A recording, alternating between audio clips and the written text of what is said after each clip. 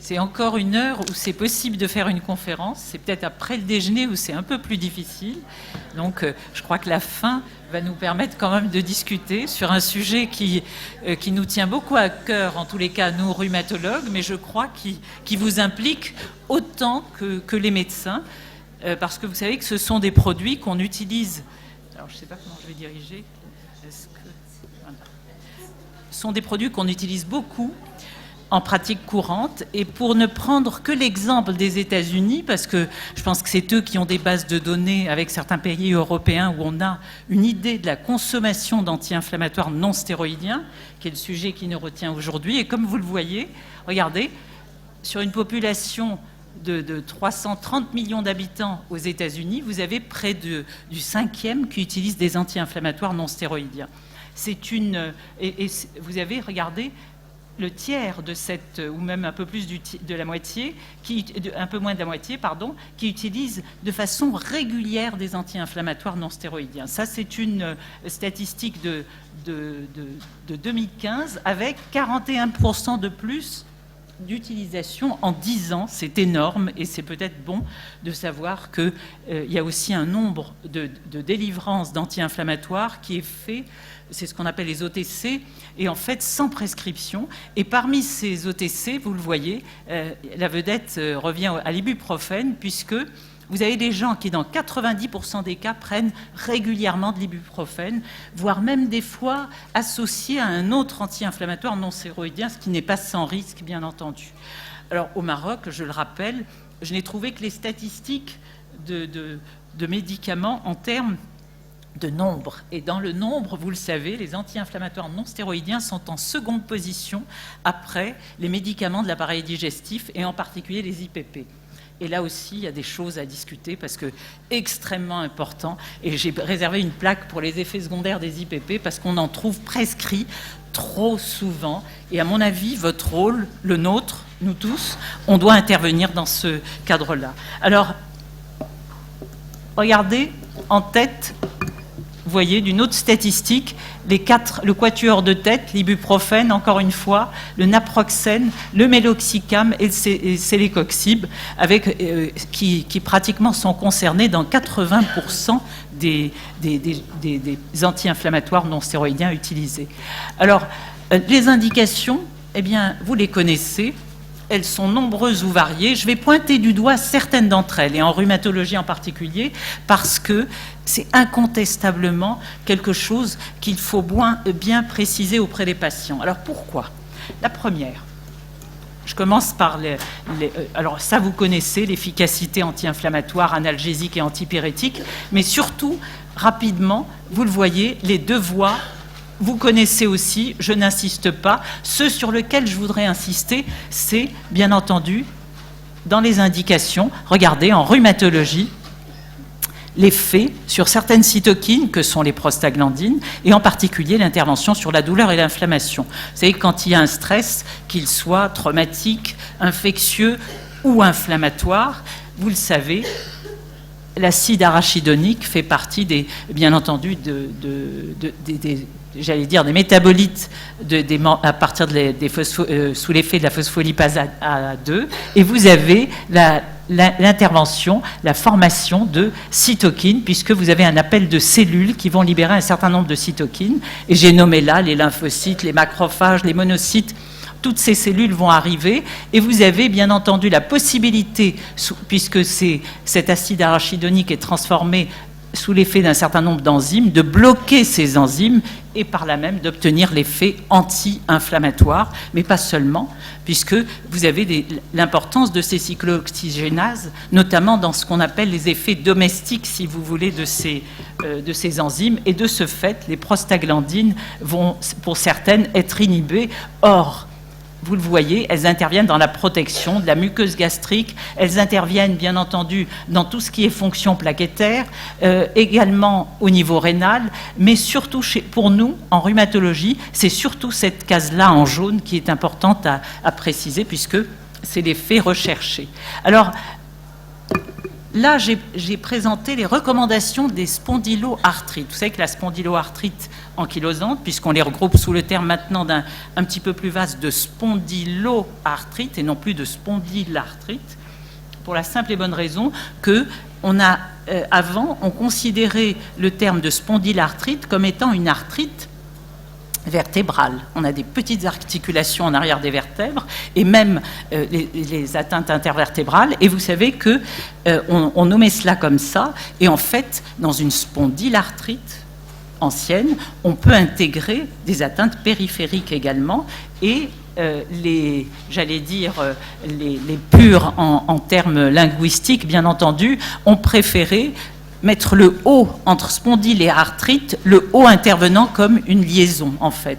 C'est-à-dire qu'il y a une atteinte à la fois vertébrale et articulaire. Et donc, quand on entend parler de spondyloarthrite, c'est bien entendu tout le groupe des maladies qui ressemblent à la spondylarthrite ankylosante primitive, qui n'a pas de cause, parallèlement aux autres formes qui, elles, peuvent être secondaires à un psoriasis, peuvent être secondaires à une maladie digestive, notamment inflammatoire, comme la maladie de Crohn ou la rectocolite hémorragique. Et de ce fait, on les regroupe donc sous ce terme plus général de spondyloarthrite. Eh bien, quand on revient aux recommandations sur ces maladies-là, les maladies rhumatismales, c'est extrêmement important de savoir que quand on prescrit un anti-inflammatoire non stéroïdien, c'est un peu la base du traitement. Et regardez, il est là, l'anti-inflammatoire non stéroïdien dans les recommandations. C'est-à-dire que quand vous avez un diagnostic de spondylarthrite incontestable, SPA, axiale en particulier, eh bien l'anti-inflammatoire a un rôle clé. Alors pourquoi ? Parce que c'est important dans le discours qu'on donne à nos patients. Quand je vais recevoir un spondyloarthritique, et que je prescris un anti-inflammatoire, très souvent, il regarde son ordonnance et il me dit « c'est tout ce que vous me donnez ?» En fait, non. Je crois que c'est important de préciser que c'est le traitement de la maladie et que c'est quelque chose qui va être utilisé de manière prolongée. Et de ce fait, on va avoir affaire à gérer les effets bénéfiques, mais aussi les effets secondaires. Donc je crois que le discours est très important à ce niveau-là. Bien entendu, s'il y a échec, il y a toujours moyen de changer d'anti-inflammatoire. On a des règles bien précises dans les recommandations. Et il y a toujours moyen, évidemment, de faire appel à d'autres thérapeutiques un petit peu plus, j'allais dire, agressives, quand la maladie est agressive, bien entendu. Alors, deuxième pathologie où on les utilise aussi, et vous le savez bien, c'est la goutte. Et la maladie goutteuse, vous savez qu'elle est génératrice d'accès articulaire aigu. Alors, le plus classique étant l'accès à la première métatarso-phalangienne, c'est-à-dire la métatarso-phalangienne du gros orteil. Et on les traite par la colchicine classiquement, mais vous avez des gens qui, après un premier comprimé de colchicine, font de la diarrhée, font d'autres effets secondaires et ne peuvent pas le tolérer. Du coup, l'anti-inflammatoire non stéroïdien a sa place.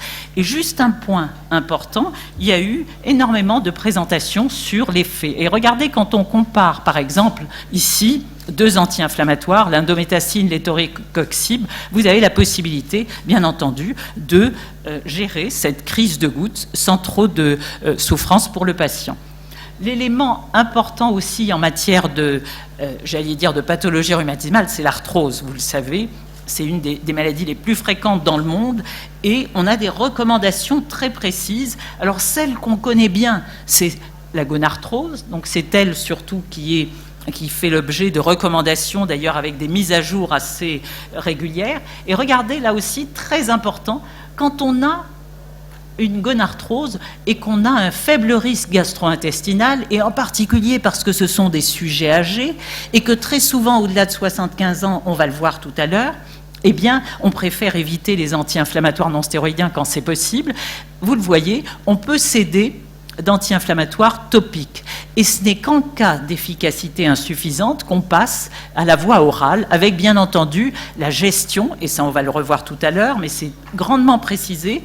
En cas de risque gastro-intestinal, c'est pas normal, c'est absent, en fait, eh bien, on peut faire appel à n'importe lequel des anti-inflammatoires non stéroïdiens et on n'est pas supposé donner une protection gastrique systématique.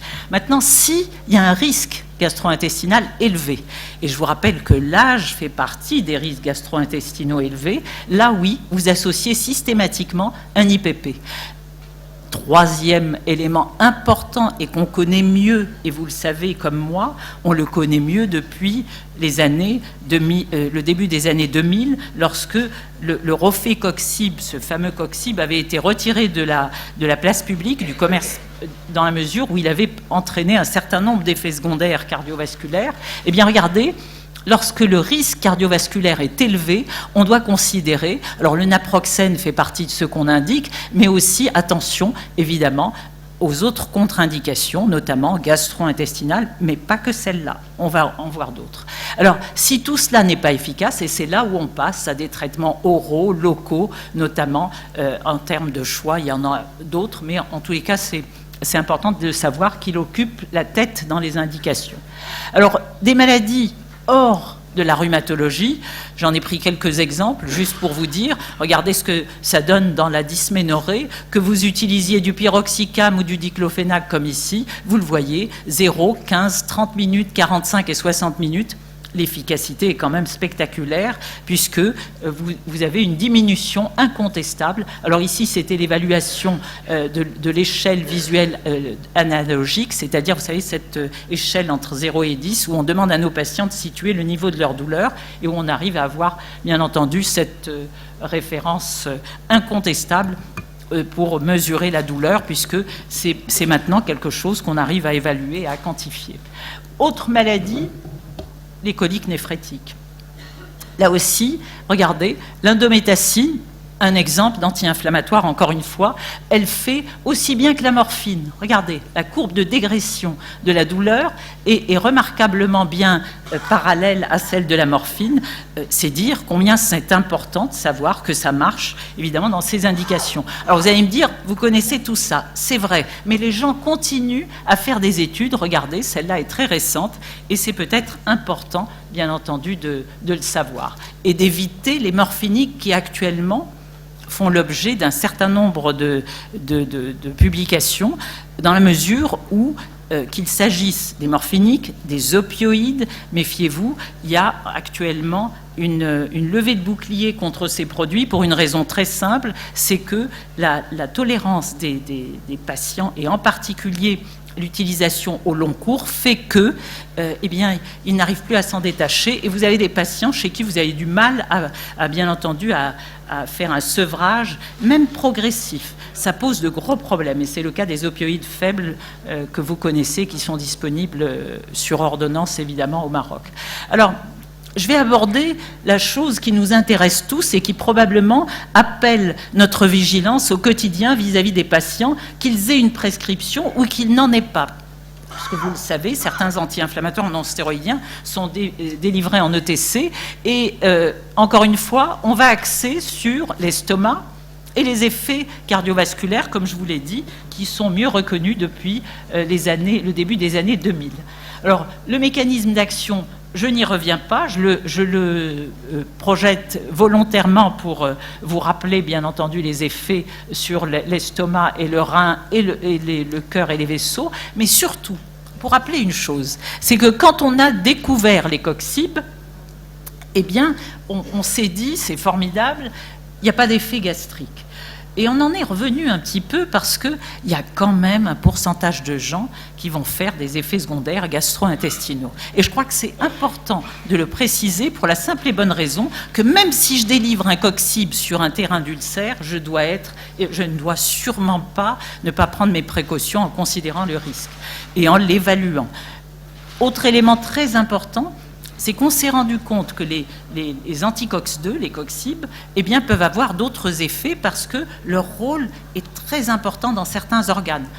C'est vrai qu'on était parti de la base que la COX-1, elle est présente, elle est constitutive, elle maintient l'homéostasie de l'organisme dans un certain nombre d'organes, et que de la bloquer pouvait toucher l'estomac, la fonction plaquettaire, etc. Mais regardez, la COX-2, on en était resté là en se disant, au départ, elle est inductible, elle est produite en cas d'inflammation, et donc elle pouvait nous permettre d'éviter les effets secondaires. On a compris avec le temps qu'elle était présente de manière physiologique dans un certain nombre d'organes et de cellules, et de ce fait, bien entendu, la vigilance s'impose sur certains terrains, vous allez le voir pourquoi. Alors j'ai voulu simplement montrer les différents viscères, mais les différentes cellules concernées et viscères, mais ça je ne m'y arrêterai pas.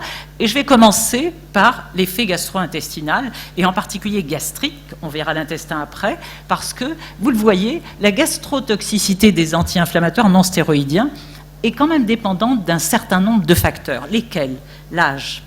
Incontestablement, chez tout patient qui dépasse un certain âge. Alors, 65, c'est vrai que c'est une limite, mais soyons clairs, on doit évaluer les risques chez quelqu'un de 65 ans, même si maintenant, vous le savez, sur le plan scientifique, on considère quelqu'un d'âgé au-delà de 75 ans. C'est-à-dire qu'à 65 ans, fort heureusement pour nous, on est encore jeune.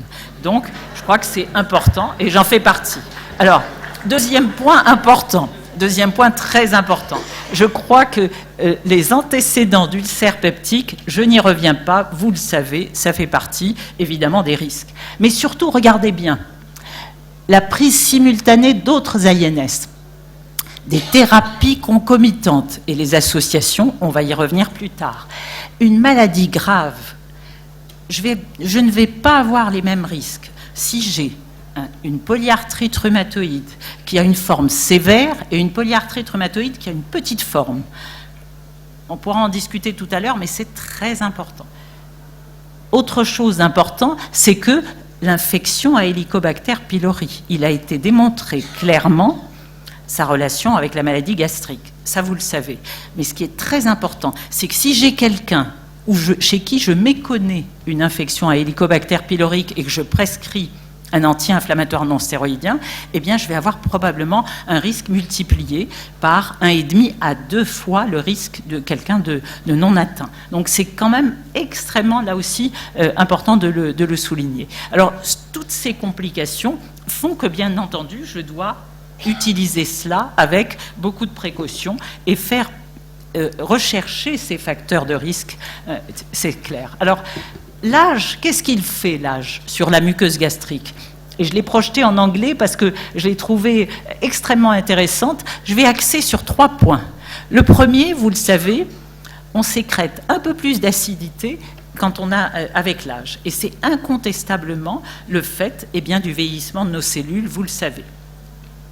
La télomérase, je vous rappelle qu'il y a un prix Nobel qui a été donné il n'y a pas longtemps aux gens qui avaient découvert la télomérase. Et la télomérase fait, vous savez que c'est une enzyme qui en fait agit sur les fractions terminales de nos gènes.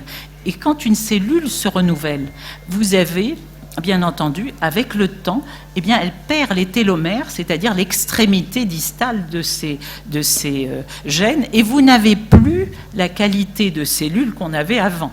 Alors des fois, moi j'adore quand un malade me dit « mais je ne peux pas faire à 60 ans ce que je faisais à 30 ».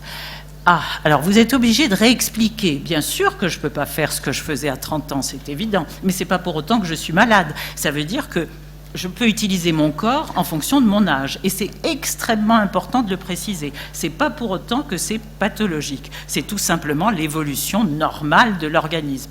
Et donc là, ce qui se passe au niveau de l'estomac, c'est la même chose. Je ne peux pas donner une grosse dose d'anti-inflammatoire non stéroïdien à quelqu'un qui a 70 ans ou même à 60 ans, de la même manière que je vais le donner à 30. Donc je vais être obligé de jouer sur une petite dose et l'association dentalgique, pour vous donner un exemple. Pourquoi ? Parce que certaines maladies m'imposent la prescription d'anti-inflammatoires non stéroïdiens, je ne peux pas m'en passer. Sauf si le risque est énorme, et là, je vais être obligé de faire appel à d'autres thérapeutiques. Deuxième chose importante, rappelez-vous, l'expression, bien entendu, de ce qu'on appelle la réponse aux facteurs de croissance, mais ça, c'est le propre aussi du vieillissement. Et élément très important chez le sujet âgé, c'est que vous allez devoir tenir compte de ça. Et même quand on a des risques cardiovasculaires, vous êtes obligé de passer par le risque gastrique avant d'envisager le risque cardiovasculaire. Alors, l'aspirine, le cas particulier de l'aspirine est quand même à rappeler. Vous le savez que c'est un produit que les sujets âgés ont souvent sur leur ordonnance du fait des traitements pour hypertension artérielle ou autre. Et je crois qu'il faut quand même rappeler ce que ça donne. Vous avez 3 endroits où ça agit, et c'est sur cela que je vais axer. une homéostasie qui est réduite au niveau de la fonction plaquettaire et qui favorise le saignement, et des fois un saignement évidemment qui est latent et qu'on n'arrive pas à repérer, et on verra que c'est important quand je prescris un anti-inflammatoire non stéroïdien chez un sujet âgé que de temps en temps je fasse une numération formule sanguine pour voir où en est mon taux d'hémoglobine, et que si je vois une baisse, c'est que soit qu'il saigne au niveau de l'estomac, soit qu'il saigne au niveau de l'intestin. Et on verra aussi que l'intestin est concerné, bien entendu, par ce type de symptômes. Deuxième chose importante, évidemment, l'action sur la muqueuse gastrique avec le risque d'ulcération et encore une fois de saignement associé, ce qui fait partie des complications. La fonction sur les cellules endothéliales, là aussi, va agir sur le saignement principalement. Alors, le jeûne n'est pas en reste. Et pourquoi j'ai cherché un travail chez l'enfant et l'adolescent? Parce que souvent, l'habitude était de dire un enfant, un adolescent, vous pouvez y aller, prescrivez votre anti-inflammatoire non stéroïdien sans risque. Et j'ai trouvé extrêmement intéressant de vous projeter cette étude. Alors, qu'est-ce qu'elle dit? C'est un groupe, alors j'ai projeté en haut le design de l'étude parce que ça valait le coup. On a pris des jeunes entre 12 et 16 ans, qui ont une arthrite juvénile idiopathique, c'est-à-dire un peu l'équivalent des rhumatismes de l'adulte chez l'enfant. Et la rhumatopédiatrique connaît maintenant très bien ce type de groupe de maladies rhumatismales. On leur a donné des anti-inflammatoires et on a surveillé. Alors regardez bien, on a donné les doses en fonction du poids, bien entendu, et on a utilisé en l'occurrence ici du naproxène, voilà, il est là, qu'on a donné, alors avec un maximum de dose de 1000 mg, un peu l'équivalence qu'on donne à l'adulte. On a surveillé ces personnes, ces enfants, pardon, et je vais vous montrer qu'une ligne. C'est très fastidieux, mais ce n'est pas le plus important. Le plus important, c'est de regarder cette ligne. Regardez, les désordres gastro-intestinaux, regardez, 25% pour une dose qui est de 250 mg, c'est pas grand-chose. Regardez, 40% lorsqu'on passe à 375 et jusqu'à près de 36% lorsqu'on passe à 500 mg. Donc le jeûne n'est pas en reste. Il y a quand même un pourcentage important d'enfants, d'adolescents plus exactement, qui peuvent faire des effets secondaires gastriques sans qu'on ne soit vigilant sur cela. Et donc, là aussi, attention, on n'est pas seulement à partir de 65 ans et plus concerné, on peut être concerné même à un âge beaucoup plus jeune. Alors, il y a des niveaux d'évidence, bien entendu, dans l'utilisation, mais je ne vais pas les citer, surtout pour m'arrêter sur ça. Alors, actuellement, on a des recommandations de prescription des anti-inflammatoires non stéroïdiens. Lesquelles? Les premières, c'est que si vous n'avez pas de facteur de risque reconnu, identifiable, parce que c'est important, parce que vous avez des ulcères qui évoluent sans qu'on ait de douleur. Vous le savez tous mieux que moi. Vous avez des gastrites qui peuvent... C'est plus souvent symptomatique, mais les gastrites peuvent aussi être là sans que le patient ne soit au courant. Eh bien, quand il n'y a pas de risque, de facteur de risque identifiable, on peut donner un INS, quel qu'il soit, même non sélectif. Lorsqu'il y en a un ou plusieurs, et que, alors regardez bien, on a scindé 65 à 75 ans, je vous ai dit, on était encore jeune à 65 ans, ou à peu près, regardez, mais quand même avec antécédents d'ulcères non compliqués, de comorbidité, comme c'est souvent le cas à cet âge-là, de médicaments concomitants, et bien entendu, s'il y a plus d'un anti-inflammatoire non stéroïdien qui a été testé auparavant, on a la possibilité on a plus de choix, on peut donner un non sélectif ou un coxib. Si on donne le non sélectif, on nous conseille la gastroprotection, c'est incontestable, bien c'est clair, parce que l'effet sur l'estomac est beaucoup plus important. Quand vous avez des facteurs de risque avec un risque plus élevé, et l'âge en est un, les antécédents d'ulcères, la prise d'anticoagulants, eh bien là, coxib et gastroprotection. Pas d'anti-inflammatoire non stéroïdien sélectif. La donne va changer s'il y a un risque cardiovasculaire. On va l'envisager, bien entendu, tout de suite. Mais avant de l'envisager, un point important. J'ai voulu préciser que l'utilisation des IPP, et j'ai trouvé ce travail intéressant, regardez ce que ça donne, les IPP. Ça peut altérer la fonction rénale. Nous, on connaît bien dans les fractures osseuses.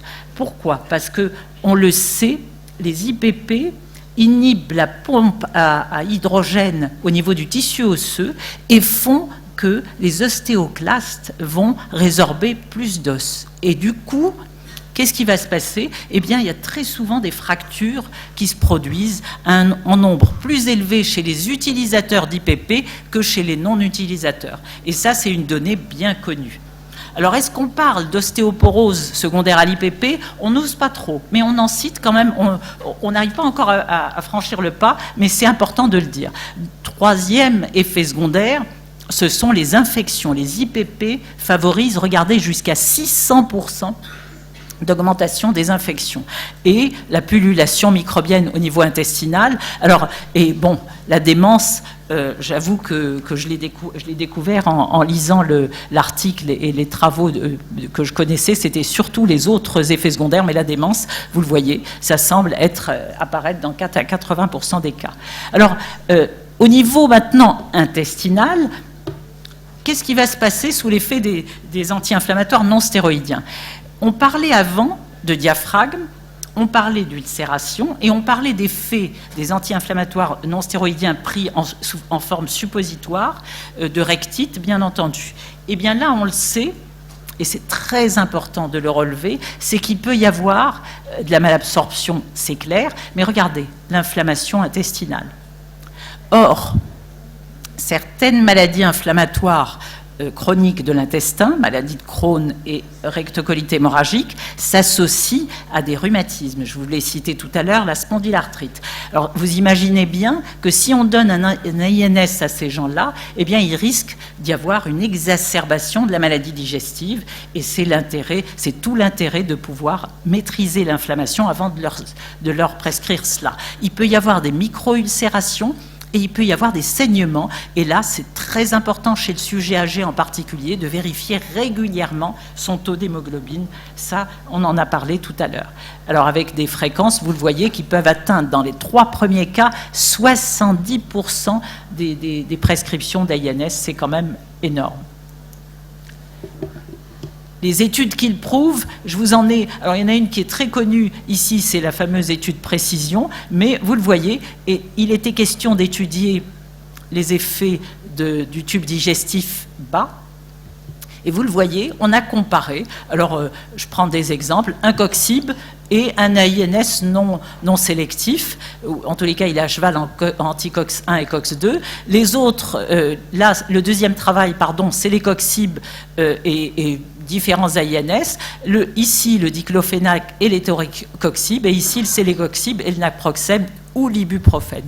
Et dans les 4 cas, les coxib font mieux sur l'intestin, évidemment, moins d'effets secondaires, mais ça c'est connu au niveau de l'estomac, c'était confirmé au niveau de l'intestin aussi. Alors maintenant, on va aborder le risque cardiovasculaire, et je voudrais vous dire ici que tous les travaux que je vais vous montrer, en fait, ces études sont souvent des études, vous savez, sur des bases de données. Comme on n'a pas la chance d'en avoir ici, c'est peut-être important de savoir que vous avez des pays où on enregistre tous les effets secondaires. On a encore beaucoup de travail à faire chez nous pour cela, parce que on n'a pas toujours des déclarations obligatoires d'effets secondaires, mais il faut le savoir, dans des bases de données très importantes, eh bien, on peut relever un certain nombre d'effets secondaires. Alors ici, j'aborderai, premier effet cardiovasculaire, les effets sur la tension artérielle. Tout patient qui utilise un anti-inflammatoire non stéroïdien est exposé à une élévation de sa tension artérielle, même si on part d'un sujet à tension artérielle normale. Donc je crois que c'est extrêmement important de le savoir. Pourquoi? Parce que l'anti-inflammatoire non stéroïdien au niveau rénal entre en compétition tout simplement avec l'eau et le sodium pour l'élimination. Et de ce fait, il va y avoir plus de rétention hydrosodée et avec une augmentation des chiffres. Alors, chez un sujet, le plus habituellement, c'est 1 à 2 mm de mercure. Mais chez des sujets hypertendus, ça va prendre un petit peu plus d'importance. Et même chez des sujets non hypertendus, ça peut créer une hypertension artérielle. Donc, c'est dire combien c'est un élément essentiel. Alors, cette étude vous le montre bien, vous le voyez, les courbes ici c'est les coxibes, vous avez la deuxième c'est l'ibuprofène, je vais les mélanger, la troisième c'est le naproxène. Eh bien, regardez, les chiffres sont incontestables. Il y a des élévations avec, regardez, les courbes atteignent jusqu'à plus de 16 de tension artérielle. Donc, attention, c'est important de le souligner. Regardez ce que ça donne. En matière de pression artérielle systolique et diastolique, il y en a un peu plus avec les non sélectifs, un peu moins avec les coxibes, mais là encore, un petit peu plus sur la diastolique pour ce qui est du coxib, mais sachez quand même qu'il y a une élévation incontestable de la pression artérielle sous l'effet des anti-inflammatoires non stéroïdiens. C'est ça que je vais vous montrer le plus et sur lequel je voudrais insister. Je vais vous montrer le graphique du haut, et c'est celui qui m'intéresse ici. Regardez, on part de patients qui ont une tension normale à la base. Quand on donne un coxib, près de 10% d'entre eux font une hypertension artérielle. Vous avez avec des molécules comme l'ibuprofène et le naproxène, 23% et 19% qui deviennent hypertendus. Donc attention, je crois que chez un hypertendu qui vient vous réclamer ou nous réclamer un anti-inflammatoire non stéroïdien, il faut vraiment qu'on soit très vigilant. Il ne faut surtout pas permettre ce type d'utilisation de manière, j'allais dire, sans évaluer le risque, bien entendu. Alors, je n'insisterai pas, je ne vais pas vous barber avec ça parce que tous les effets sur l'appareil cardiovasculaire sont importants, mais je vais passer à quelque chose qui est de l'ordre des autres événements cardiovasculaires. Lesquels ? L'infarctus du myocarde, l'insuffisance cardiaque. Quand on considère, regardez, les courbes sur le sélécoxib, l'ibuprofène, le naproxène, le diclofénac, et cette étude provenait d'une base de données, en l'occurrence en Hollande, et regardez ce qu'on voit. Même avec une utilisation d'une semaine au maximum, eh bien, il y a des effets incontestables. Et ici, c'est la probabilité, bien entendu, d'être au-dessous du risque, d'être au-dessus du risque, pardon. Vous le voyez, il y a incontestablement des risques, même pour une semaine, quand je prends les courbes en jaune, hein, c'est celle-ci. Si je prends les courbes qui vont au-delà, c'est-à-dire qu'ici, on est parti de 8 à 30 jours, encore une fois, ici, au-delà de 30 jours, eh bien, il y a toujours un risque d'événement cardiovasculaire, et c'est important de le souligner encore une fois. Et d'où l'intérêt de l'évaluation de ce risque avant que de donner des anti-inflammatoires non stéroïdiens. On s'est penché aussi sur le fait que, est-ce que les gens qui étaient protégés par deux types de produits, vous savez, l'aspirine, les antiagrégants plaquettaires autres, le clopidogrel en l'occurrence, est-ce que ça protégeait ? Eh bien non, pas toujours, puisque, vous le voyez, il y a encore des gens qui font des événements cardiovasculaires. Alors ici, les AVC, vous voyez, et l'infarctus du myocarde. Ici, essentiellement, les hémorragies, mais ça, vous le voyez, encore une fois, en fonction de différents produits, c'est en faveur, il y a un risque augmenté. Et regardez ici, même la mortalité s'en trouve impactée, et on le sait, puisque le problème du reflux coxib était venu de ce type d'effet. Alors, j'ai projeté parce que... Pourquoi ? Parce que quand vous avez des revues, vous savez, la Cochrane a l'art de nous faire des études de cet ordre, c'est-à-dire que c'est véritablement...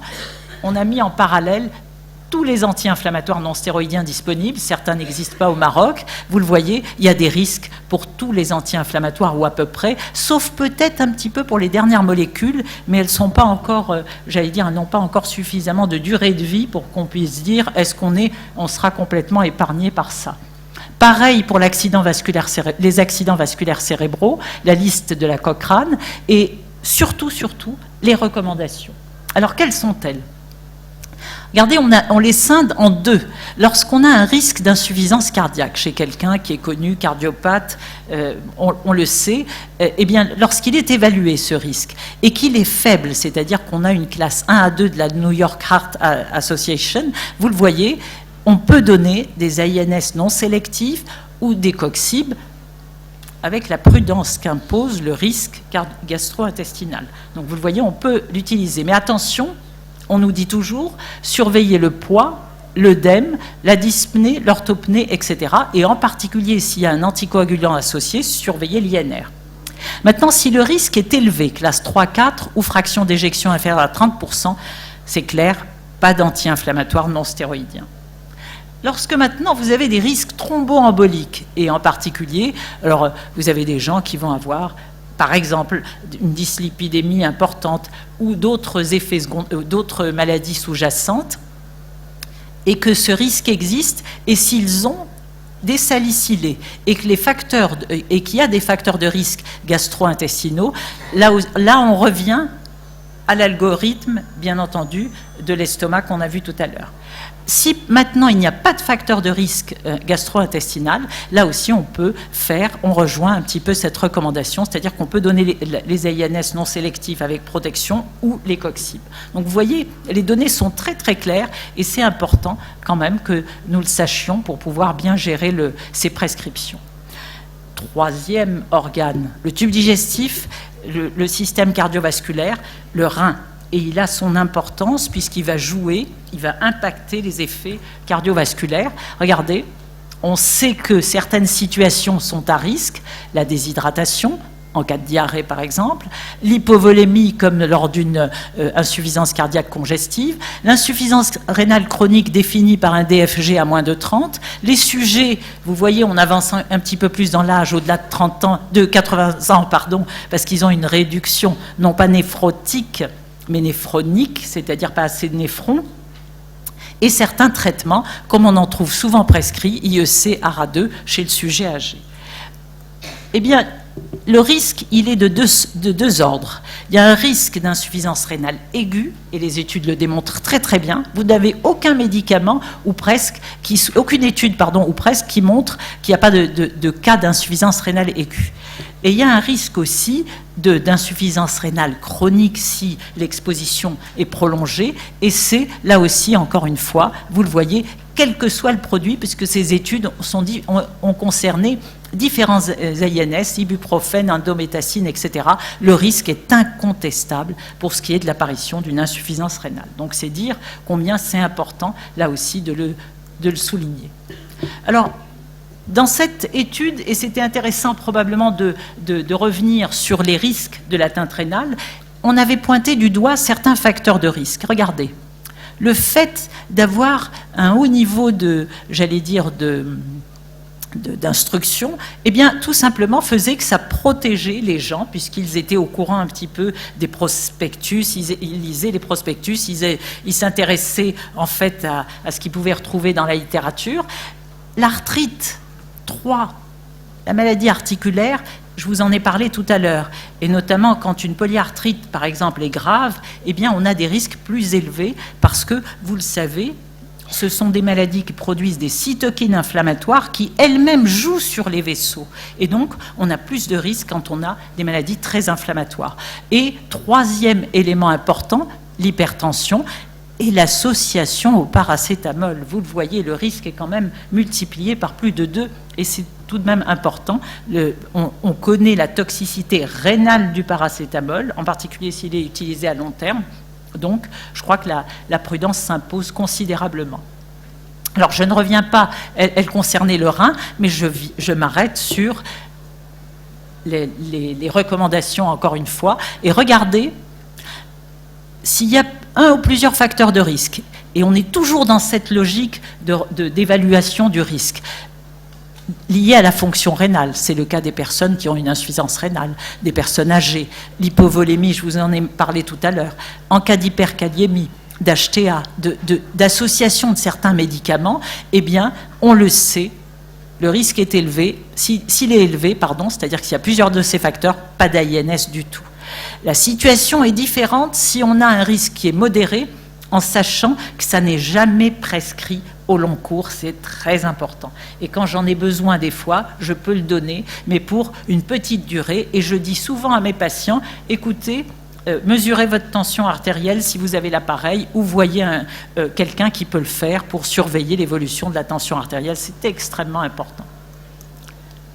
Alors les allergies, dernier volet des effets secondaires, je vais en parler parce que vous savez, très souvent, vous avez des gens qui prennent des anti-inflammatoires non stéroïdiens alors qu'ils sont asthmatiques, alors qu'ils ont une triade de Vidal, un syndrome de Vidal, et c'est très très fréquent de constater, bien entendu, que la crise d'asthme apparaît sous INS, alors qu'ils n'en ont jamais fait pour d'autres produits, mais il faut le savoir, ça existe, et ce sont souvent des symptômes qui sont précoces.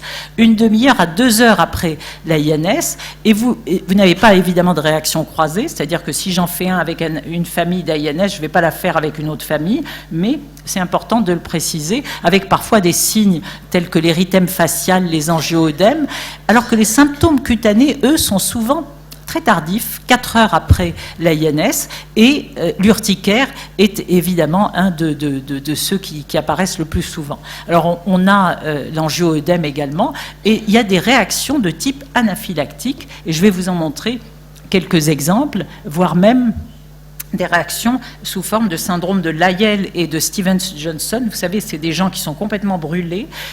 On a d'ailleurs un cas au service actuellement, fort heureusement avec une atteinte modérée, mais il faut le savoir. Alors, les allergies font intervenir, vous savez, cette catégorie de cytokines, les leucotriènes, qui sont, eux, présents dans les mastocytes, libérés par les mastocytes et les leucocytes, et qui vont être à l'origine à la fois des effets bronchiques, bien entendu, et surtout les effets bronchiques pour préciser la chose, puisque vous avez vu dans l'algorithme enfin pas dans l'algorithme, mais dans le schéma d'effet des anti-inflammatoires, les deux voies, la voie des prostaglandines et des leucotriènes.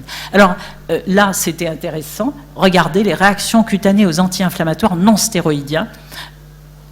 La plupart du temps, ce sont les propioniques qui en donnent. Le paracétamol n'est pas en reste, 38%. J'ai été d'ailleurs assez étonnée de voir que c'était aussi important. Et bien entendu, plus rarement, les autres, notamment les salicylés, les coxibes, les acides phénamiques, tout cela peuvent être également concernés. Alors, en ce qui concerne le type des réactions cutanées, et en particulier les réactions cutanées graves. Ça ne concerne que les graves, c'est-à-dire le Stevens-Johnson qui est là, et ce qu'on appelle le Lyell, qui est, vous savez, cette nécrolyse épidermique liée d'origine toxique, qui est, ou bien la forme qui englobe les deux, et enfin le Dress syndrome. Et vous le voyez, eh bien là vous avez un pourcentage variable selon le type de produit. Mais si on revient au Stevens-Johnson, ceux qui en donnent le plus, c'est l'acétaminophène, l'acide salicylique et l'acide, les groupes de, vous savez, comment on appelle cet anti-inflammatoire non stéroïdien, l'acide méphénamique. Je cherchais le nom. On va y arriver. Alors, et c'est important c'est le nifluril, effectivement, pour ne pas le nommer. Et vous avez bien entendu des effets secondaires de cet ordre-là. Et voilà, j'ai rappelé simplement, vous le voyez, la bronchoconstriction est quand même concernée lorsque vous utilisez ces anti-inflammatoires non stéroïdiens par la voie des leucotriènes, mais aussi par la voie des prostaglandines. Alors, est-ce que les topiques, et en particulier sur la peau, ont des effets secondaires ? Il faut rappeler quand même qu'ils ont des effets bénéfiques, incontestablement, et que cette étude, qui là aussi est assez récente, menée par les Japonais, vous le voyez, utilisant du S-fluorbiprophène par la peau dans les arthroses, eh bien, regardez, diminution quand même conséquente de la douleur, dans certains cas même jusqu'à 50% de douleur en moins, ce qui est quand même intéressant, et avec incontestablement la possibilité de l'associer à un antalgique, donc c'est vous dire un petit peu la variété d'interventions qu'on peut avoir selon la gravité de l'arthrose, ça c'est clair. On ne peut pas le donner dans des arthroses évoluées, c'est incontestable. Enfin, on ne peut pas le donner, on peut céder, mais ça ne suffit pas pour gérer autant la douleur. Si on s'intéresse aux INS par une autre voie locale, et notamment oculaire, regardez ce que fait un produit dont on ne dispose pas ici, le Nepafénac. Vous le voyez, là aussi, incontestablement, quand on a un œdème, vous savez, suite à une opération pour cataracte, eh bien, ça fait mieux, évidemment, que le placebo, mais ça, on pouvait s'y attendre, même s'il y a des effets du placebo qui sont pas toujours, qu'il n'est pas toujours possible d'identifier. On le sait, l'épée est à moins 0,01 dans les deux études qui ont été menées ici par les auteurs américains, notamment Singh. Alors, ils ne sont pas en reste en termes d'effets secondaires, la voie locale. Et la preuve, c'est que dans cette étude d'ophtalmologie, regardez, il y a de la diarrhée sous anti-inflammatoire non stéroïdien uniquement par voie oculaire.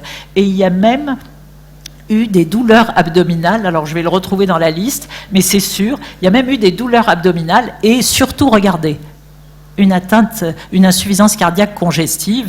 Alors, est-ce que de là à aller et dire que c'est l'effet de l'INS en gouttes, bon, je peux pas trop, je vais pas trop me prononcer dans ce sens, et les auteurs d'ailleurs eux-mêmes, mais constatent quand même que ça existe. Alors, je vais rappeler brièvement les contre-indications. Elles sont les mêmes. Je pense que c'est incontestablement les insuffisances hépatiques, rénales ou cardiaques sévères. On vous donne bien sûr un chiffre de clearance inférieur à 30 pour éviter d'utiliser ce type de produit. L'asthme, j'en ai parlé.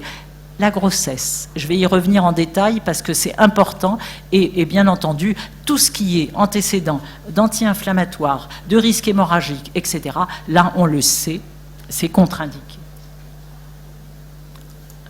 Les contre-indications spécifiques au coxib, elles ont été rajoutées, vous le savez, depuis quelques années, en matière de coronaropathie, d'atteinte cérébrale, d'entérocolopathie inflammatoire, je vous en ai parlé tout à l'heure, et bien entendu, le célécoxib comportant un fragment sulfamidé, vous le savez, il est contre-indiqué chez les sujets allergiques au sulfamide. Et les coxibs sont contre-indiqués pendant toute la durée de la grossesse, alors que les anti-inflammatoires non sélectifs, il est possible de les utiliser du début jusqu'au 6e mois, et vous êtes obligé d'arrêter pour des raisons, bien entendu, de vasoconstriction chez le fœtus, avec un risque de persistance du canal artériel. Alors, l'étoricoxib, lui, est contre-indiqué en cas d'hypertension artérielle non contrôlée, mais j'allais dire tous sont contre-indiqués s'il y a hypertension artérielle non contrôlée. Alors les associations, elles découlent quelque part des contre-indications, vous le voyez, anticoagulants, héparine à bas poids moléculaire, 2 AINS bien entendu, les antiagrégants plaquettaires, vaut mieux être prudent, les uricosuriques et le lithium, attention parce que ça agit sur l'élimination rénale d'un certain nombre de ces produits et ça fait que, en cas de lithium, il faut doser la lithémie pour surveiller justement si elle n'augmente pas chez ces sujets. Chez les femmes enceintes, je reviens, une des recommandations, et actuellement elles sont sorties pour beaucoup de sociétés savantes, ici c'était la société britannique, vous le voyez, parce que c'est la plus récente, c'est pour ça que je l'ai prise. Alors, si on utilise, regardez, en période de conception, est-ce qu'on peut utiliser les anti-inflammatoires non stéroïdiens, les non sélectifs? Oui. Premier trimestre, avec prudence, et on doit arrêter à la 32e semaine. C'est compatible avec l'allaitement? Oui. Et bien entendu, c'est compatible pour d'être utilisé même chez le père. J'ai essayé de trouver ma traduction. Pour les COX-2, je vous l'ai dit tout à l'heure, hors de question de les utiliser même pendant l'allaitement.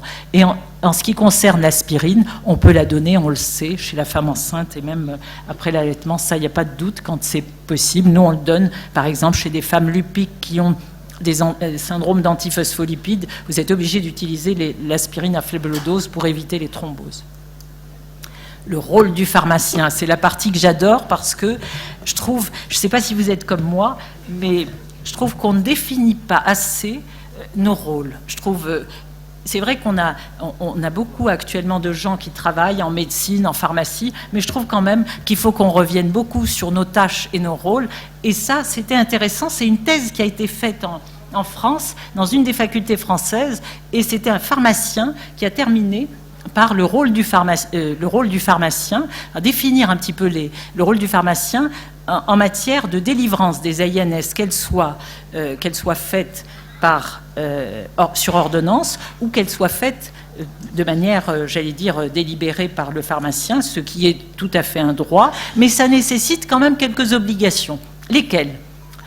Poser des questions, le terrain, bon, ça on va le demander bien entendu. Est-ce qu'il y a d'autres traitements? Est-ce qu'il y a une grossesse en cours ou une suspicion de grossesse? Est-ce qu'il y a une infection pas seulement virale, quelle qu'elle soit, parce qu'un AINS donné lors d'une infection, nous d'ailleurs on se bat avec les jeunes en leur disant jamais d'AINS quand vous avez une arthrite susceptible d'être infectieuse, parce que ça peut fausser le tableau, et bien entendu les conseils. Alors toujours prendre au cours d'un repas. Ça, c'est très important. Respecter les posologies, mais ça, je pense que vous le dites régulièrement. Et si une éruption apparaît, si une crise d'asthme apparaît, ou s'il y a une déshydratation, évidemment, arrêter le traitement et prévenir le médecin.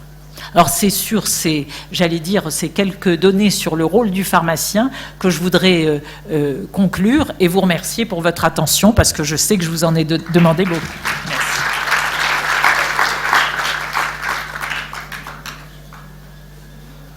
Alors, s'il y a des questions et que vous avez encore le courage d'en poser, je suis là, je vous réponds.